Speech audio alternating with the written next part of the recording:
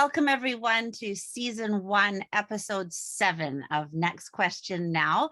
For those of you just tuning in, this is a magazine style show that we host once a week where we bring very passionate and thoughtful speakers to talk about today's most timely and interesting topics. My name is Leah Roundtree and I'm your host, and I'm extremely grateful to be able to have this opportunity to facilitate this conversation and others. I really believe that it is a conversation that is going to help us as a civilization see us through some of our biggest challenges. Before we begin, I'd like to say thank you very much to our presenting sponsors, Peterson Capital. They're a remarkable team of individuals that help CEOs of publicly traded companies get their very important message of entrepreneurship and innovation out to Canadian public markets. And their involvement in this series is pretty spectacular. You know, they really believe in diversity of opinion and getting new perspectives on the table. I really appreciate working with them. So thank you so much to Peterson Capital. I'd also like to extend my very heartfelt gratitude to those of you who are watching live today in this world of podcasts and YouTube recordings. It is pretty special that we get an opportunity to have some live interaction with our guests while we're talking to our speaker, and of course, posting the recordings later. For those of you who are watching live, please do at any point submit your questions through the Q&A part of the chat on Zoom, and our moderator will make sure that I see them. It is my extreme pleasure to be welcoming Dr. Brian Day to our conversation here today. I've known Brian for probably 18 years.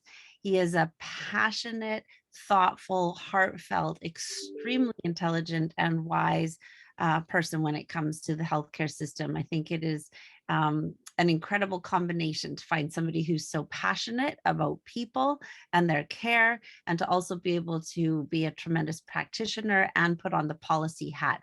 His biography is remarkable. I won't go into all of it, but you will find it posted on the links if you're watching this as a live recording. But he is the founder and current medical director at Cambie Surgery Centre, and he is the past president of Canadian Medical Association. So he's definitely seen his side of policy as well, and policy making in that department. Brian, thank you so much and welcome to our show. Thanks, Leah. You know, there's so much we have to talk about, but I will just say it didn't occur to me until I just looked at the dates this week that this is exactly a year since the big decision was handed down to you in your court challenge. Could you just describe what that is? And then I'm going to take you and our audience backwards, and then how we got to today's situation and what you predict going forward. So tell us why this time is significant for you. Okay, so our clinics and clinics like ours were formed during the right smack in the middle of the NDP government. We opened in 1996, and we opened with the full support of the NDP government of the day, and we worked on for over 22 years. We're now at 25 years, and what happened is a new NDP government got in and decided to, under some pressure from trade unions, to attempt to close our clinic after all of those years, and we were essentially forced into a constitutional challenge. Now, 16 years ago, a similar challenge was, well, it was started more than 16 years ago, but at the Supreme Court of Canada in 2005 ruled essentially our case is to make private health insurance legal in British Columbia. Mm-hmm. And we're the only country, the only jurisdiction in the world where private health insurance is banned. Literally the only country in the world, and Quebec, some Quebecers went to the as far as the Supreme Court of Canada, and in 2005, the Supreme Court of Canada ruled that it was a violation of the charter rights of Quebecers to promise healthcare, then not deliver it, and then outlaw an individual's ability to care for themselves. And so we were forced into a similar action on behalf of British Columbians, and that challenge was mounted in 2009, and here we are in 2021. We still don't have a resolution. We did have a trial that commenced after a long delay in 2016, and went on into a fourth year, and the decision went against us after going into the fourth year. We actually expected the decision to go against us from day one in the trial, based on the body language, if you like, of the judge, and we weren't disheartened, because a similar thing happened in Quebec. The Quebec challenge was lost at the Quebec Superior Court, which is equivalent to our Supreme Court. It was actually also lost at the Appeal Court in Quebec, and then overturned. Then they succeeded when it got to the highest court in the land. We are hopeful that we will succeed one step more quickly. We've already had the appeal.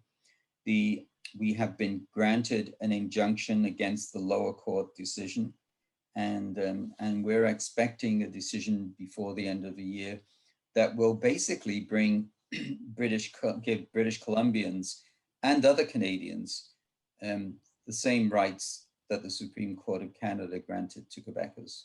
And that's where we are today. We're waiting on the decision.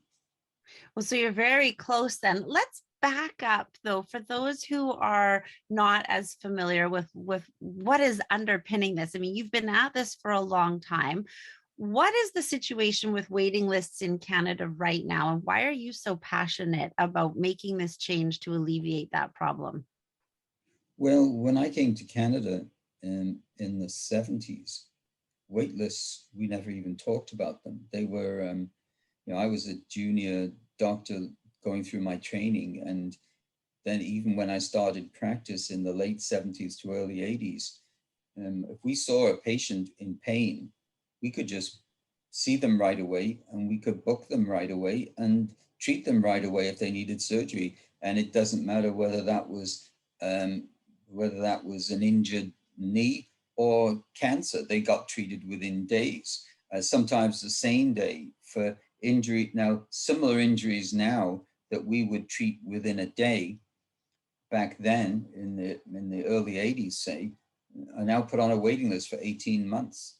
And the doctors that then had, like myself, 22 hours a week to operate in the public hospitals were progressively cut back because of funding issues to 5 hours a week.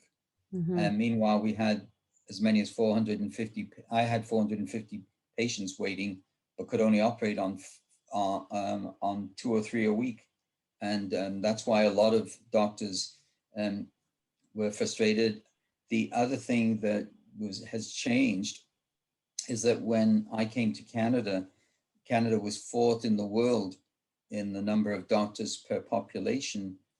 Today, we stand at 26 because governments, in their infinite lack of wisdom, decided that if you cut back on medical schools and cut back on doctor training and close nursing schools, which they did, that there'll be less healthcare prescribed and it will save money.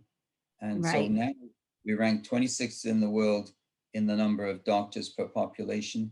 We rank 51st in the world in the number of hospital beds per population.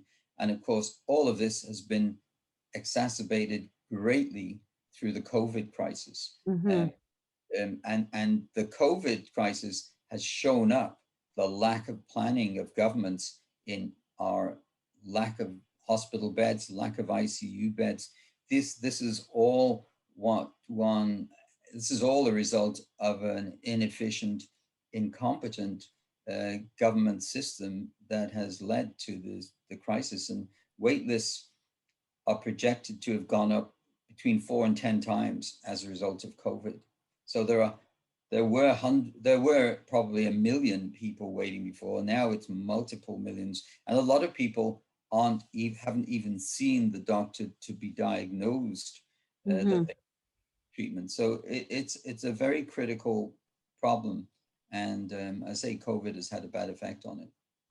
Well, and it's interesting. It's not just the people that are waiting for the treatment, as you say, there's the diagnosis, and obviously there's some situations where a longer diagnosis time results in poorer outcomes. But there's something interesting that you said also, in the midst of this pandemic, we've also been facing, a drug crisis, a pandemic, if you will call it.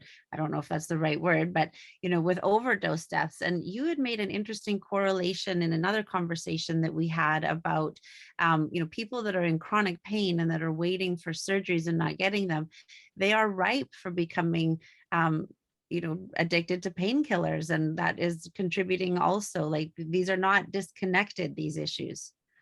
Well, they're absolutely connected. If patients, most patients who are waiting for surgery are either significantly disabled or in pain or at risk of death if they've got cancer. And what's happened now is that those patients are being given long-term painkillers and narcotics, and and a certain percentage will become addicted. There's no question, and that's known. That's known as a scientific fact. So current government policies are basically creating addicted patients, and many of them, as you know, end up dying. I've got some of my own personal anecdotes that when I think of the waiting list crisis and the actual real impact that it has on real human beings. But tell me one anecdote, a personal experience that you've had with a patient that stands out in your mind that you think of that helps keep you going in this fight that you're in. Well, I think we have many. I mean, the stats are actually astounding. If you one of the things that's different in this era from the Charlie case is that British Columbia in particular has now come out and documented the maximum times that patients should wait for a procedure. And they have it for thousands of different diagnoses. And the government data that we were able, with great difficulty, to extract at trial, because they won't tell the public, they won't give this information, even though the public own the data, that only 16 to 38% of patients with serious cancers of the bladder, the ovary, the prostate, the lung, and the colon are treated within the safe benchmark that the government itself says they need to be treated in, 16 to 38%. But there are, and of course, there are many examples of that. And we have, one of the plaintiffs in our trial was was a young boy, teenager, who was waiting for spine surgery at BC Children's Hospital, and waited so long that he was riding a bike and playing football, but he had a spinal condition that was progressive. He waited so long that he's ended up paralyzed for life as a 15, 16-year-old. And that's a complete, the government actually, the BC government actually had, there's a thing called the BC Patient Safety. They actually admitted that it was their fault. But he's just one example. And right now, as I say, there are, before COVID, there were almost 40,000 patients in British Columbia alone waiting past the maximum time that they're supposed to wait. So this is unacceptable. The worst part of it, I guess, is that unlike in every other country in the world, there's no safety valve, that the government has mandated that your body is under their control, Mm-hmm. not your own control. Mm-hmm. That we remain the only country on earth where private health insurance is illegal. Mm-hmm. That makes no sense. It's legal for non-residents. It's legal for prisoners. It's Mm-hmm. legal. It's legal for police officers, like the RCMP, and it's legal for pets. Mm-hmm. I mean, the question one could ask, if you like, is how can we live in a country where you can insure yourself against death? I mean, we call it life insurance, but it's really Mm-hmm. death Death insurance, insurance. but Yeah. not against medical illness or injury that will lead to death. It's Right. nonsensical. Like, it's just illogical, and and but it's the reality. And the problem, one of the big problems, is until it happens to you or a loved one, you may not realize how bad it is, Mm-hmm. because at any one time, only if, even when I say there may be millions, it's still only a few percent of the total population who have been given the false promise of healthcare being given when they need it. It's not being given when they need it. It's being given when the government says they can have it. Mm-hmm. Well, you know, and it's really interesting. I think that there's a misconception out there that it's only really wealthy people, the 1%, who are going to be able to, you know, afford this and have it make a difference in their lives. And, you know, my own personal anecdote was with a family member this year during COVID, elderly person, 79 years old, had a hernia, an incredibly simple, you know, we think about waiting lists and all the dire diseases out there, you know, where you're risking death. But a hernia at age 79 causes an incredible impact on one's quality of life. And when you're 79 and not in good health, every day matters, every week matters, every month matters. And after nearly a year of delayed surgeries, finally got the surgery. But a year of life where you're unable to essentially move off the couch and you're unable to do the exercise and live the healthy lifestyle that you're supposed to, makes a massive difference. And it's almost impossible to calculate the extent of this problem and the impact that it has on people, not to mention the economic impact for the people that are out of work. But let's go into then, you know, can you lay out specifically the connection between you winning this case and what the impact that would have on the healthcare waiting lists? Yes. So the whole point, I think, here is there is no such thing as a monopoly that serves consumers well. I can't think of one. Mm-hmm. And it doesn't matter whether it's a private monopoly or a government monopoly. Monopolies, by definition, cannot be good for the consumer. Mm-hmm. And so what happens in other social democracies? I mean, one of the countries that inspired us back in the early 90s to move ahead was Sweden. Mm-hmm. And, you know, you can hardly consider Sweden to be a right-wing country. But in Mm-hmm. Sweden, the private hospitals that were introduced in Stockholm caused a big reduction in the public systems, because they were there to be seen by the Swedish citizens as something to compare the public system to. So a lot of us would maybe operate under the mistaken idea that this is what it's like, but it shouldn't be like this. Mm-hmm. And when countries like Denmark and Sweden and Holland and Norway and New Zealand and England, they all allow a small component. Well, they don't allow a small component. All that is needed is a small component of private competition for the public government system, and it improves. And we've seen that in other areas. Like when I came to Canada, there was basically a provincial run telephone service, and you know, you'd wait on the service was poor. Now it would cost a lot of money to call Europe. Now it's free to call Europe, and there are multiple people competing for your business. And but what happens in say a country like England or New Zealand is that you have this comparison, and there's the public, it's accountable, and the public can see what's going on. Here, one of the reasons the government doesn't like a private sector is because it exposes their deficiencies.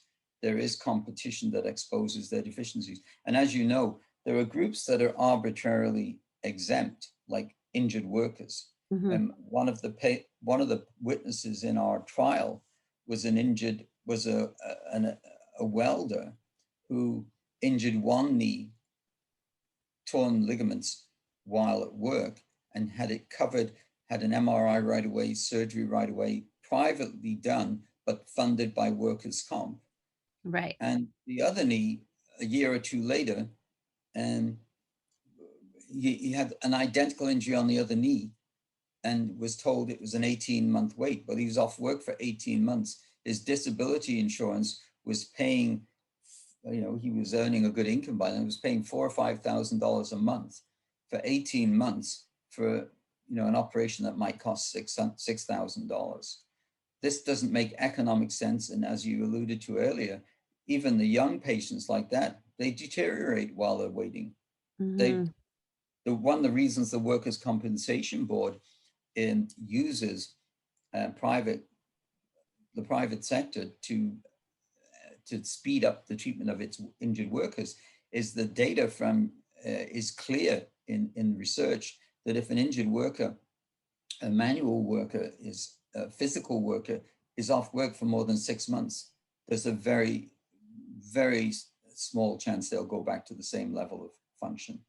So I recall doing a series of interviews about probably 12 years ago with people that were off work or that were on waiting lists for long periods of time. And what was interesting was it very much mirrored what people have experienced during COVID, ironically. So they start to be injured, they're in chronic pain. That means that they don't enjoy being around other people as much. Social interactions become harder. There becomes stress in their relationships and in their family situation. They may be physically limited from being able to go out and enjoy what they used to enjoy with the people that they used to enjoy doing things with. And the rates of suicide and mental health and depression issues were really quite significant. And that's a cost that's also not measured. It's true that we know from studies we did when I was the president of the Canadian Medical Association that the economic cost of waiting in Canada is massive. It's but I mean I think the most, to me, the most pivotal straight question you can ask regarding one's views on this is, should a government be able to promise care in a timely manner, fail to deliver it, and at the same time outlaw your ability to look after yourself? It's a question of who owns your body. And in Canada, the state considers it has ownership over your body, and that's just fundamentally wrong. We think it's legally wrong as well, and we hope to prove that. But people who learn about this from other countries are shocked. So shocked that, so I'll give you a quick anecdote. I was invited as a guest speaker to speak at an international conference in Budapest, and there were delegates from all around the world. And the reason I asked me is because they couldn't believe that Canada would outlaw private insurance for healthcare. And at the end of I was the opening speaker. At the end of my talk, 5 delegates from China came up to me, from Beijing. They said no Chinese government would ever dare to do this. They said there'd be hundreds of millions protesting in the streets. Right. So that's a communist country. That the delegates from a communist country, government delegates, could not believe that Canada has laws to outlaw a citizen's right to look after their own health. So now, what is it then about Canadians? I mean, you've been at this movie for a while, and what is it about Canadians? We're so attached to our ideas. I don't even think we realize, number one, that there's that things could be different other places. And we're so used to looking at the States, which is a terrible example of healthcare. We can't seem to look beyond that to all the other countries. But what is it about Canadians that keeps us so passive about this issue? I think they're passive, but I think they're on our side. Like Ipsos did a poll in 2018, and 80% of British Columbians wanted us to win our lawsuit. 80%. 80%. 80%. And the reason I remember the figure very well is that at that time, the government was trying to block Uber in British Columbia, and the polls also showed 80% of the citizens wanted Uber. I mean, it's basically the state thinking that it doesn't really matter what the citizens want, it's what they want. And of course, there are special interest, self-interest groups that are opposing this and driving it. And I think one of the things, the Commonwealth Fund is a group that actually its focus is on looking at research into underfunded, underprivileged individuals, and it gets its data for Canada from Stats Canada or from CIHI, the Canadian Institute for Health Information.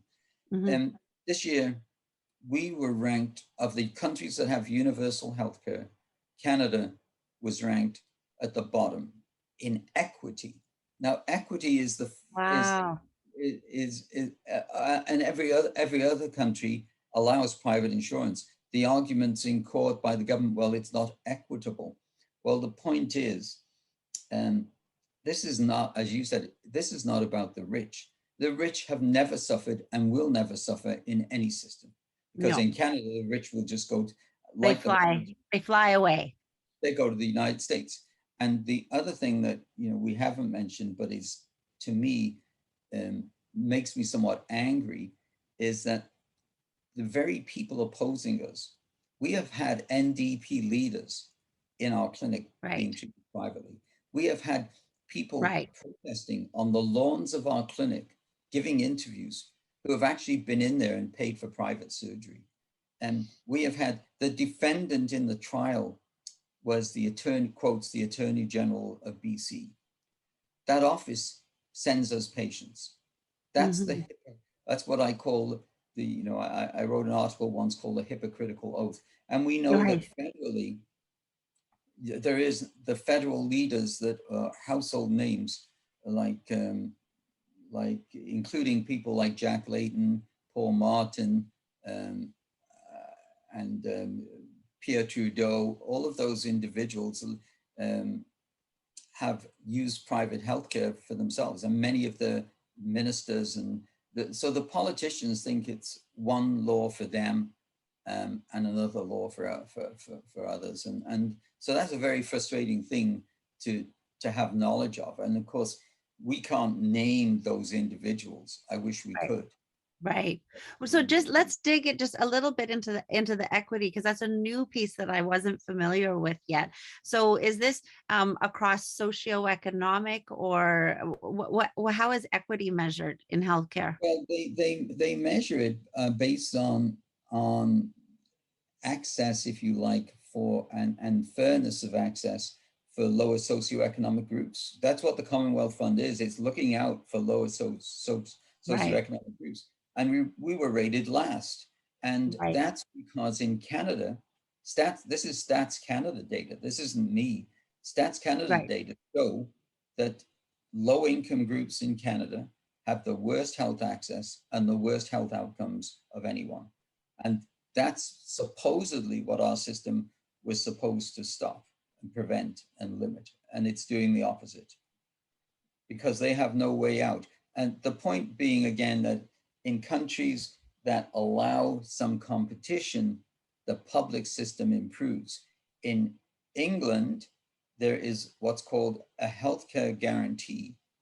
And that is if you wait longer than 18 weeks from the time your family doctor books you until you have your procedure done, having seen a specialist, having gotten your MRI or whatever, if it's more than 18 weeks, the government public system will pay for you to go to any other facility public or private, anywhere.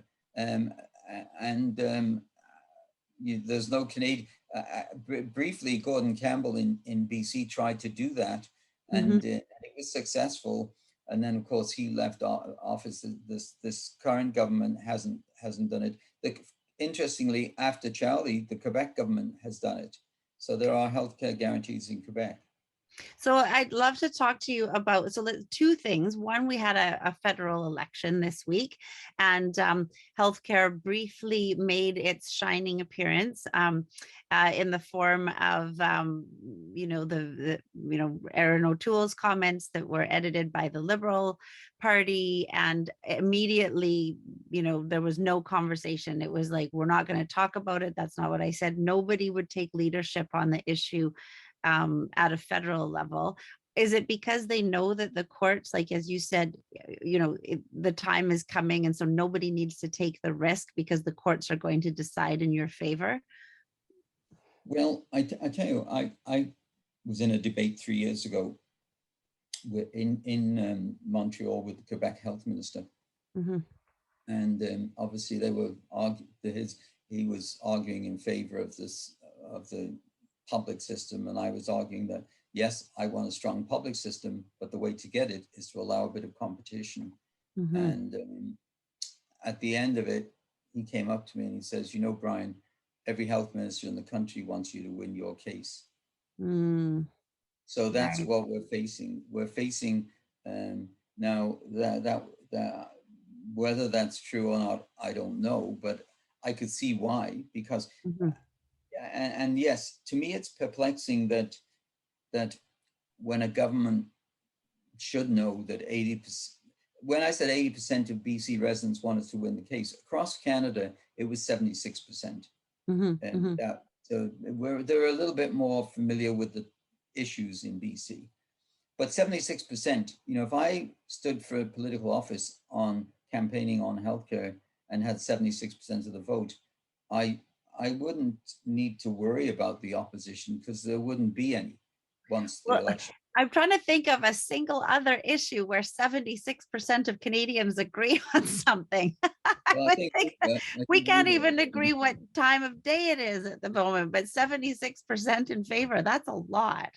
But there is a quiet majority, and I think that to me, I don't see how anyone can say that someone who needs healthcare and has been promised it by the state organization and is then denied it by the same organization can endorse a situation where you have no safety valve, that it's the safety valve is illegal.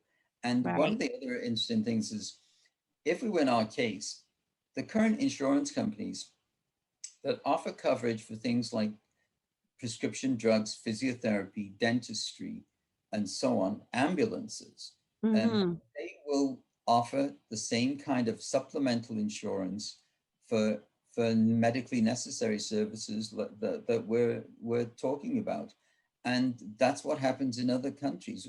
It's ironic that we claim to have this public system, but we don't cover things in our public system that every other country does, that's got has universal healthcare. How can it conceivably be acceptable that when you are in need of an ambulance, that you get a bill afterwards, that it's not covered by the health system?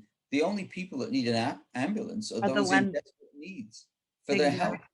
And yet arbitrarily, the government's decided an ambulance is private and you need private insurance for it.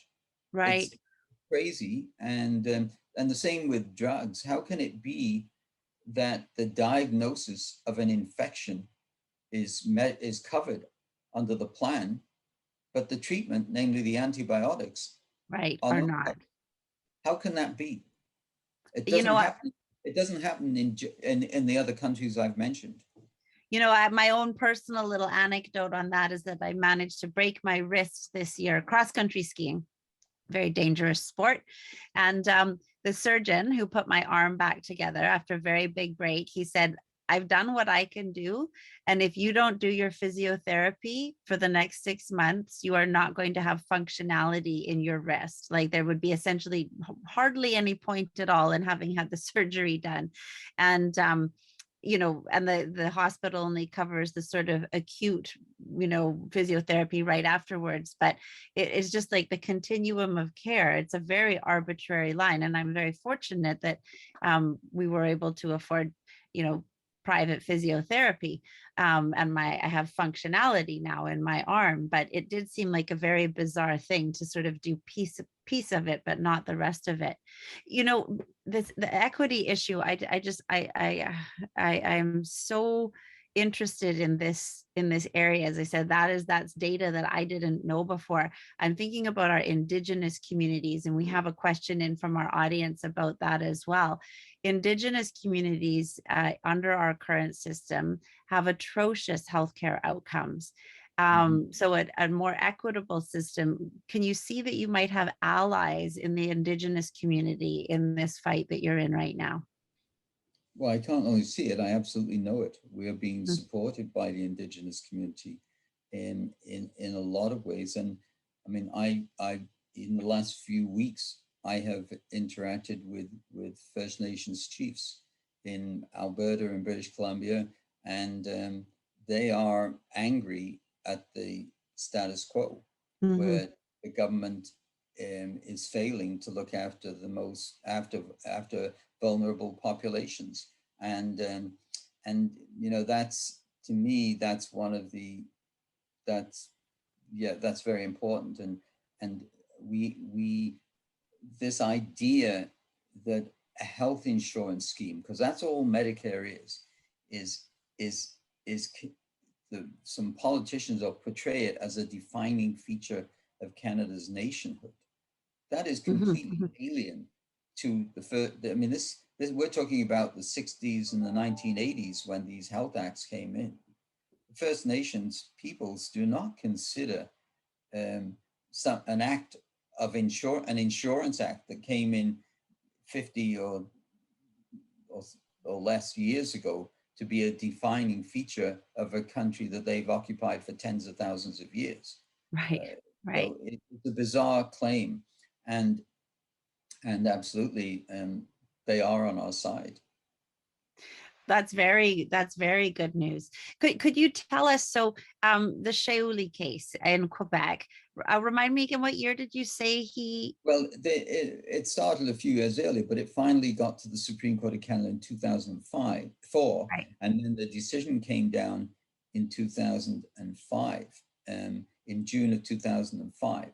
That was the Shaoli decision, and they did not fully implement. In fact, the Quebec government did not fully implement what happened there, and it's just one province. So what the difference between Shaoli and our case are twofold. One, we are fighting for the rights of doctors that have no operating time in the public system to be able to work, or those that have limited operating time, say 4 or 5 hours a week or less, which is what's happened now, should have the right, when they've fulfilled all their public duties, to also treat patients in private facilities, including workers' comp, including First Nations, including exempted groups like prisoners. I mean, one of the things I say to people is, our case, if you like, is about fighting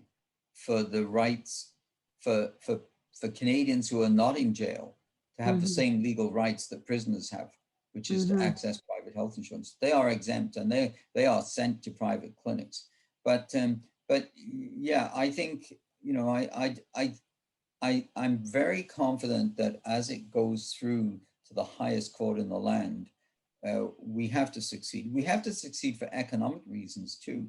What you're reading about now in the media on hospitals overfilled and Canada's debt situation, where we're loading all of this debt onto a future generation, onto our younger people.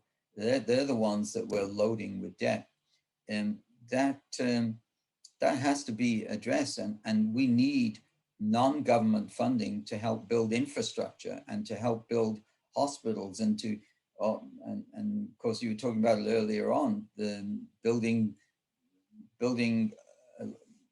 drug laboratories that can make our own vaccines and make our own drugs and not just depend on foreign countries to supply us. These are things that that, like it or not, the government cannot provide everything to everyone in unlimited amounts. It's just not possible. And you know, as you know, when healthcare in the 60s, there were no joint replacements, there were no transplants, We there didn't were have the no technology. there were no technologies, there were no MRIs, there were no CT scans. All of these things add to our ability to look after patients, but they also cost. And Right. and we cannot, one of the things that I consider to be a true socialist, if you like, approach is that if people are wealthy, let them pay more by buying private insurance and Right. look after the young and needy, and sorry, the poor and needy, and whether they be young or old. One of the things that I have a gold care card because I'm over 65.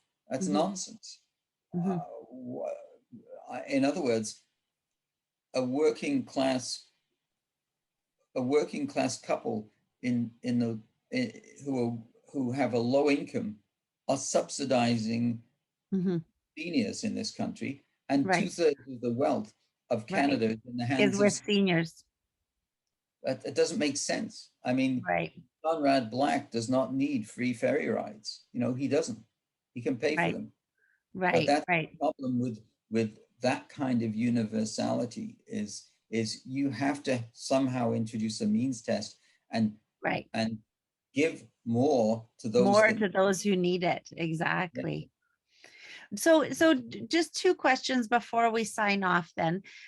So the pandemic has highlighted some crises in our healthcare system. So I think it was under the radar to the average Canadian that we had nurse shortages, care aid shortages, and the rate of burnout that we're seeing now that we have a pandemic thrown into the mix is just extraordinary. And also the system being so tight that space wise and human resource wise, the people are getting bumped, not just from optional sort of surgeries, and I don't say that word lightly either, because there are some surgeries that are not life and death that are very important for people to be having that they're not getting during COVID because we're trying to respond to the pandemic. Has this attention on our healthcare system, will this help you in the public eye? I mean, and you've already said 76% of people are already there, but will that help? Well, I think it's, as I said, before COVID, 16 to 38% of BC residents with serious cancers were not being treated in the time the Right. government said they should to be safe. And I cannot imagine what that figure is now. The government knows the figures now, but they will never release them. And they won't release them. We had to call a government witness under oath and force that information from the government. They would not give it to us. And so it's a lot worse. And one of the things COVID has done is exposed the failure of governments to engage in long-term planning. That we have, as I say, to be 51st in the world in beds per population for a country that's spending in the top 3 or 4 in the world on healthcare. There's something has gone wrong, and the something that's gone wrong is that we've got governments running it, and the governments have not done a good job. Well, if anything, if it'll just help change that narrative, then that's something good that can come out of a really tragic situation. So just before we sign off, just to reiterate, last year your case got turned down. You've had your appeal. What is it that you expect to see happening in the next few months? Well, in the next few What should we months, be watching for? well, it'll be and the front page of all the newspapers and on TV. The appeal court, I mean, this has been called the biggest legal challenge in Canadian history. And the reason it is that healthcare is now, when I came to Canada, healthcare was taking up about 20 to 25% of the provincial budget. Now it's approaching 50% in every province, and that's only on an upward curve. Something has to give. So we're very confident that if even without the lawsuit, things have to change. But that's what we're trying to say is the law has to recognize that humans have rights, and a human has the right to look after their own body when the government refuses to look after the body. That our Canadians do not belong to the government. Canadians should not be serving the government. It should be the other way around. The other And way in around. Canada, in healthcare, that's not the case. So we hope for a positive decision from the appeal court. We not only hope, but expect. I find it inconceivable that the Supreme Court of Canada will rule that Quebecers should have more rights over their healthcare than BC residents do. I just find that inconceivable. Well, anytime somebody uses the word inconceivable, I get concerned after having watched The Princess Bride, where he says to him, I'm not sure that that word means what you think it means, after so many things happen that are inconceivable. So let's hope that your story ends up different. I just want to say, Brian, thank you so much. You know, you, I'm sure when you started your medical career had a certain career path in mind. You've certainly achieved so much success in your chosen field, but I'm sure that you had no idea what else was going to be on your path. And you've taken that on in a way that is required a tremendous amount of energy, resources, and I know personal frustration. And so the fact that you're still at it, I'm dismayed on one hand that I am still here, many years older, having the same conversation with you that we had over a decade ago. But I am heartened by that you are still here, and that you see that perhaps there is still a way forward. So thank you for the work that you're doing.